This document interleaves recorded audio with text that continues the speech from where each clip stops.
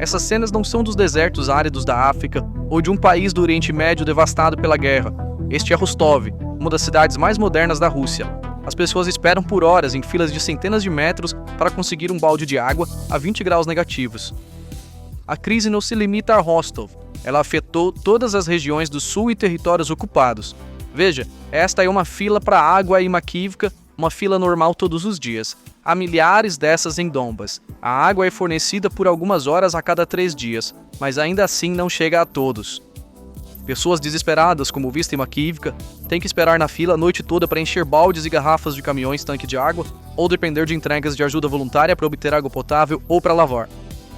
Os russos reclamam que o século XXI nunca chegou à Rússia.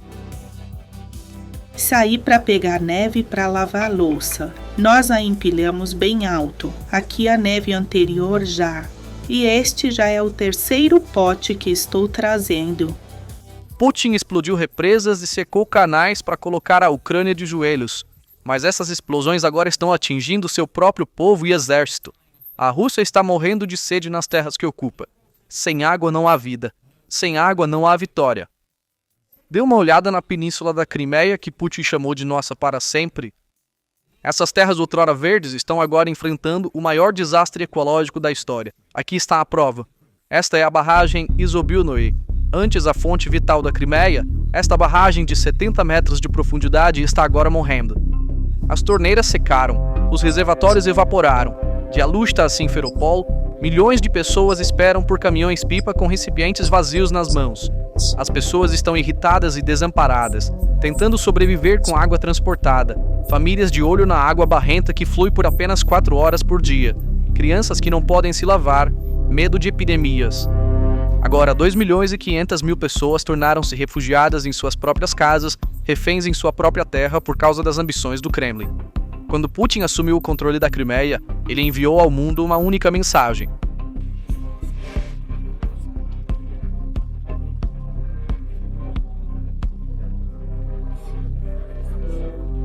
Isso não foi apenas uma anexação de terra, foi uma promessa de império. Anos de propaganda, pontes custando bilhões de dólares, enormes bases militares e a deslumbrante vitrine do mundo russo. Mas agora 77 assentamentos na Crimeia estão isolados da vida moderna. A ironia é horrível. Esta península, cercada pelo mar por todos os lados, está morrendo de sede. A administração de ocupação russa admitiu oficialmente que até meados de 2025, a península terá apenas 90 dias de água restantes e a onda de raiva está crescendo e Putin está perdendo completamente o controle na Crimeia. O declínio da Crimeia hoje, na verdade, decorre de um único dia, aquele momento fatídico em que o exército russo, em pânico para interromper seu avanço na Ucrânia, explodiu a usina hidrelétrica de Kakhovka. Moscou acreditava ter ganho uma vantagem tática naquele dia, atolando os tanques ucranianos na lama. No entanto, quando aquela explosão trouxe as leis da física e da engenharia hidráulica à tona, ficou claro que a Rússia não havia atirado no próprio pé, mas diretamente na têmpora. O problema não é apenas a falta de água, o problema é a pressão hidráulica. O canal da Crimeia do Norte não é uma vala simples. Uma das maravilhas mais complexas da engenharia soviética, este sistema foi projetado para manter a água do rio Dnieper em um nível e pressão específicos.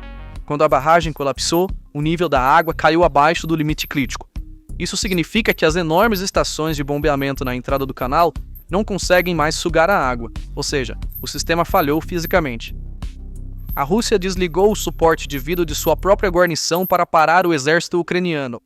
Hoje, dados de satélite expõem brutalmente a mentira do Kremlin de que tudo está sob controle. Olhe para o reservatório Izobilnoye, a principal fonte de vida para Alushta e as aldeias ao redor. Este enorme corpo de água, que antes tinha 70 metros de profundidade, agora não é mais do que uma poça lamacenta transformada em pântano. Sergei Aksionov, o governador russo nomeado pelo Kremlin, e sua equipe estão tentando apresentar a situação como uma seca sazonal. No entanto, os dados gritam que isso não é uma questão climática, mas um desastre de gestão.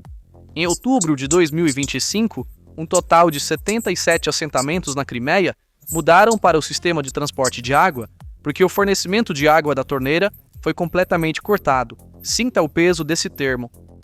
No século XXI, no continente europeu, milhares de pessoas estão à espera da chegada de caminhões-tanque. Esta não é a infraestrutura de um Estado moderno. Esta é a impotência de um castelo medieval sob cerco. E a crise não se limita às áreas rurais. O novo regime imposto na cidade de Alushta resume a situação. Manhã, das 6 às 10 e à noite, das 6 às 10. Apenas 2 vezes por dia, por um total de 8 horas, a água. O resto do tempo, a cidade se transforma em uma cidade fantasma onde a higiene e a vida param. A população local é forçada a planejar até as necessidades mais básicas, como tomar banho ou lavar roupas com disciplina militar. A administração de ocupação vendeu ao público cenários de ficção científica por anos, como vamos trazer água através de túneis sob o mar e vamos semear as nuvens com aviões para fazer chover. Eles até afirmaram que extrairiam água doce debaixo do mar de Azov. Todas essas eram mentiras caras inventadas para ganhar tempo. Neste ponto, a única solução restante para a Rússia é a perfuração excessiva, que é extrair agressivamente a água subterrânea. No entanto, este é o último prego no caixão da península. Para cada litro de água doce extraído do subsolo, a água salgada infiltra-se do mar para preencher o vazio. O subsolo da Crimeia está apodrecendo assim como sua superfície. Então, por que uma torneira secando na Crimeia mudaria o destino da guerra na frente ucraniana? A resposta a esta pergunta está na regra mais cruel da guerra moderna, a logística. Um exército não luta apenas com pólvora, ele vive de água. O colapso do sistema de rede na Crimeia sobrecarregou o exército russo com um fardo logístico massivo, pesado e incontrolável. Cada caminhão-pipa que você vê nas estradas da Crimeia agora é, na verdade, um caminhão militar que não pode transportar munição, combustível ou suprimentos médicos para a linha de frente. Com a ponte de Kerch já constantemente fechando e abrindo sob a ameaça de drones e mísseis ucranianos, o exército russo agora é forçado a gastar sua limitada capacidade logística no transporte de água.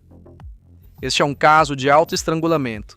Moscou teve que desviar centenas de caminhões, toneladas de combustível e milhares de pessoal da linha de frente para a logística de água, para transportar água para 77 assentamentos. Cada litro de água que entra na Crimeia é um litro de combustível que não pode ir para o tanque de um soldado russo na frente. Esta crise logística está dilacerando não apenas o exército, mas também a frente doméstica. O outrora orgulhoso setor agrícola da Crimeia foi literalmente esmagado pela seca e salinização. A península, que já foi o pomar da Rússia, tornou-se agora um enorme monstro de consumo dependente de suprimentos externos.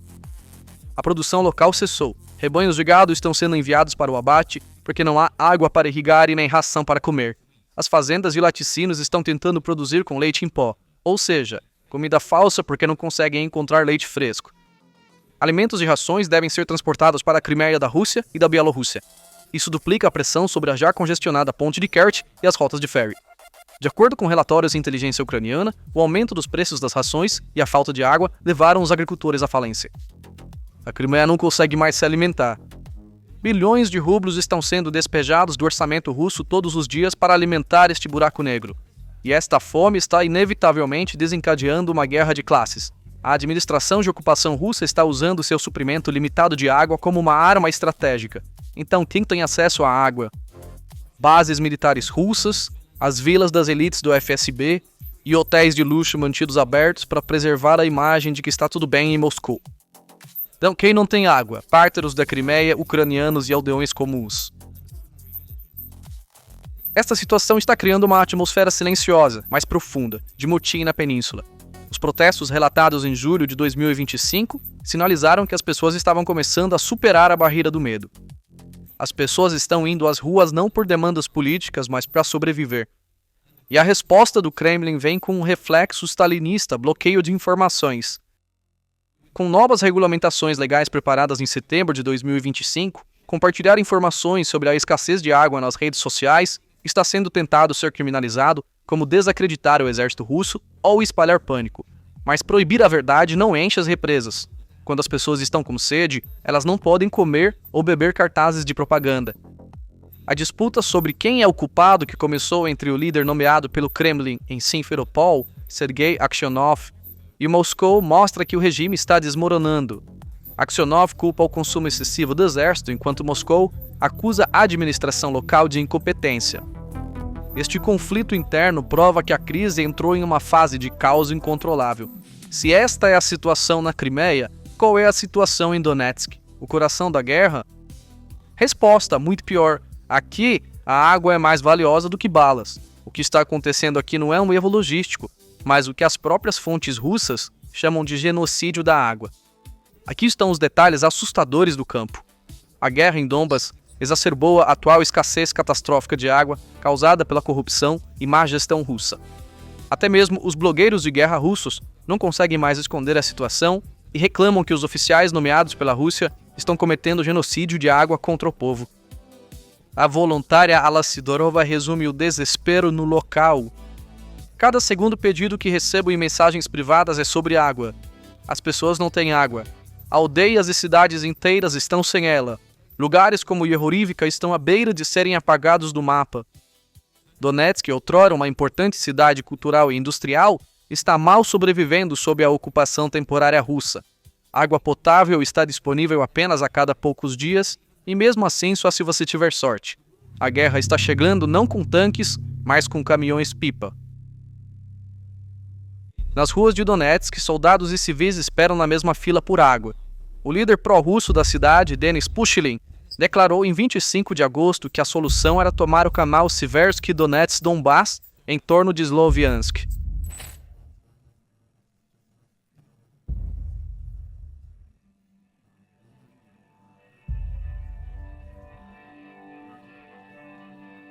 Em outras palavras, a administração, incapaz de fornecer água, está tentando encobrir a crise expandindo seu território. No entanto, não consegue nem encontrar água suficiente para seus soldados. Isso foi, na verdade, uma declaração oficial da impotência da administração russa ocupante. Agora, o peso da vida cotidiana também grita que esta crise é profunda demais para ser encoberta. A administração russa está impotente diante da crise hídrica que fez com que as pessoas na região formassem longas filas em frente aos caminhões de água. Enquanto o abastecimento de água em assentamentos suburbanos, como Yevpakiv, caiu para uma vez a cada 4 dias, no centro da cidade de Donetsk, a água que costumava vir a cada 2 dias agora é fornecida apenas a cada 3 dias como um novo normal. Além disso, a água fornecida é pouco confiável tanto em quantidade quanto em qualidade. Os horários de distribuição geralmente incluem apenas 4 horas de distribuição a cada 3 dias. Isso é entre 5 e 9 horas da noite.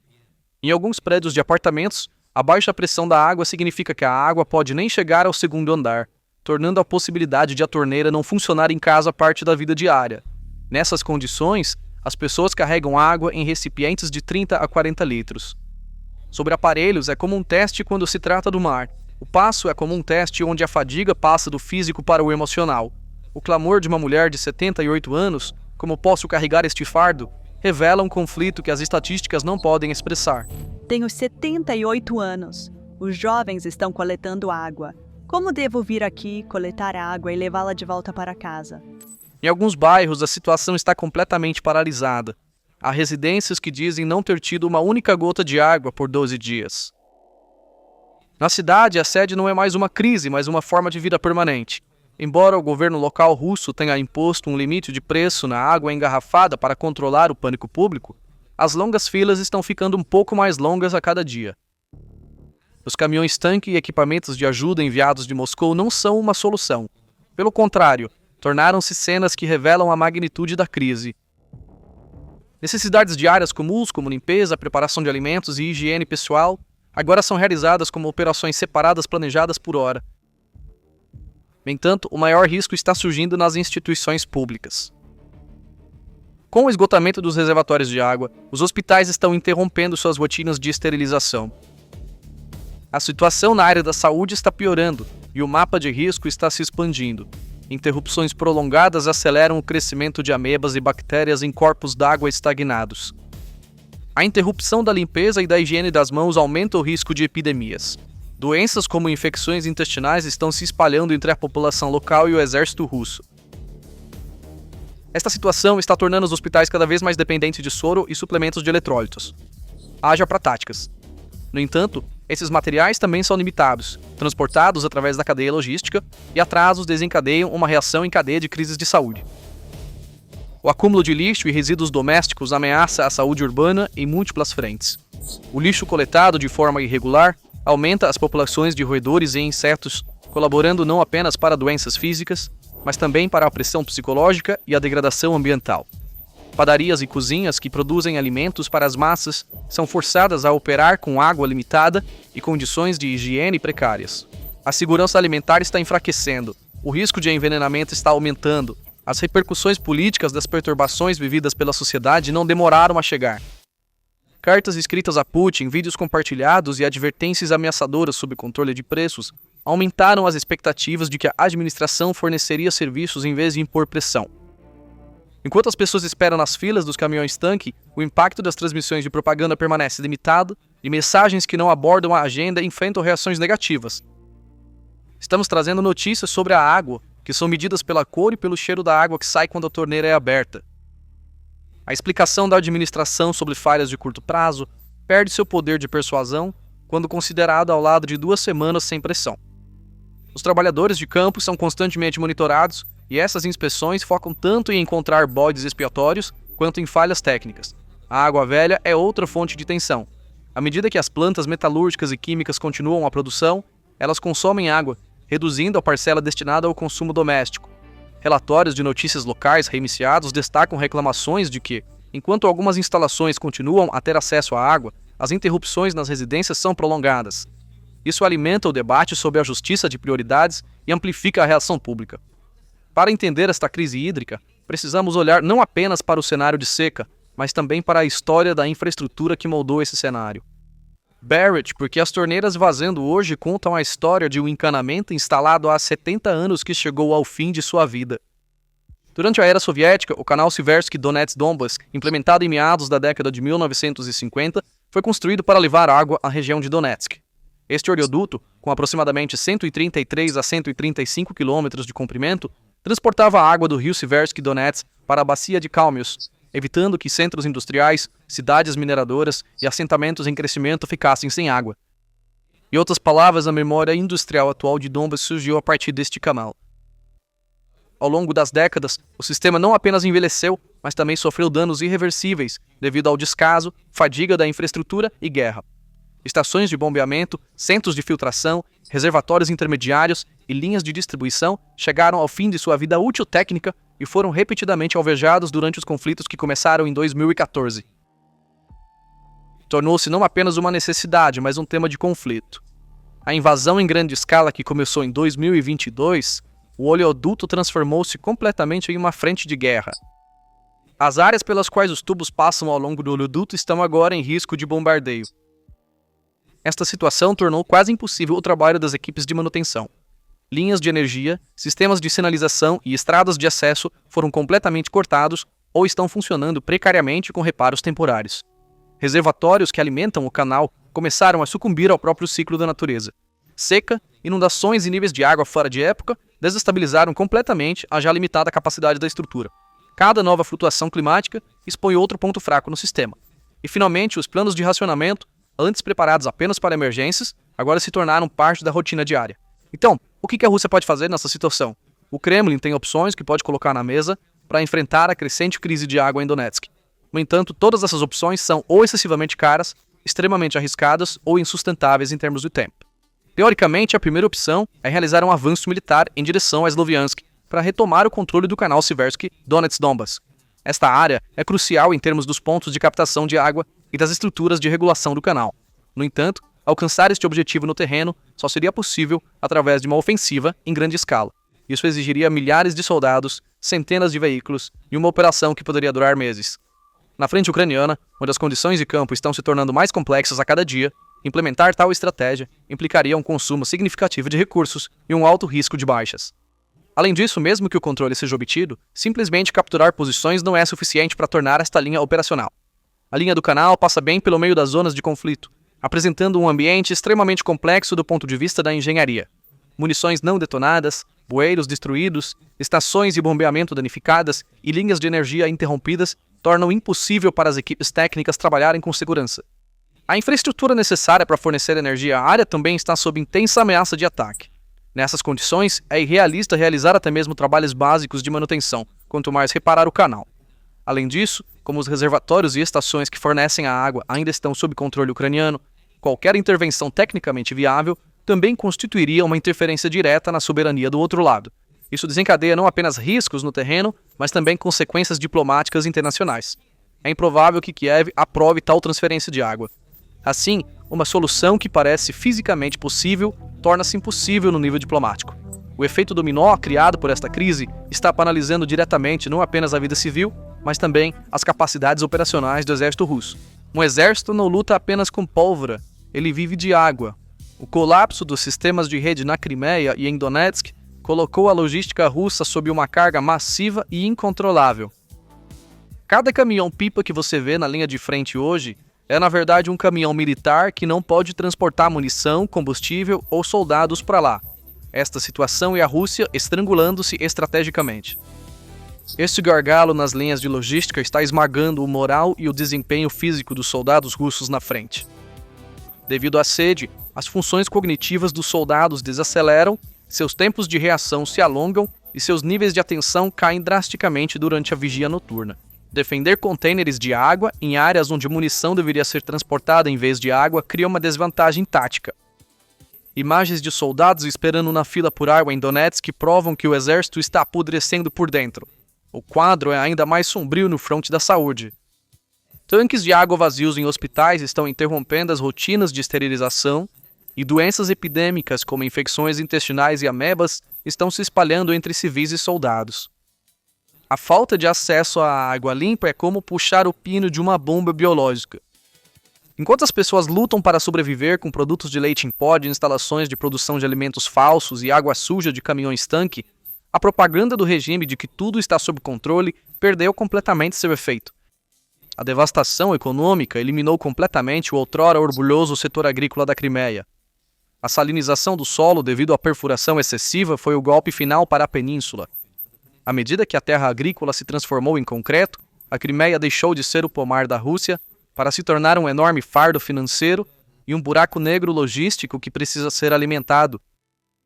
Esta crise hídrica vivida pela Rússia é o fracasso definitivo do contrato social tácito de Putin com seu povo.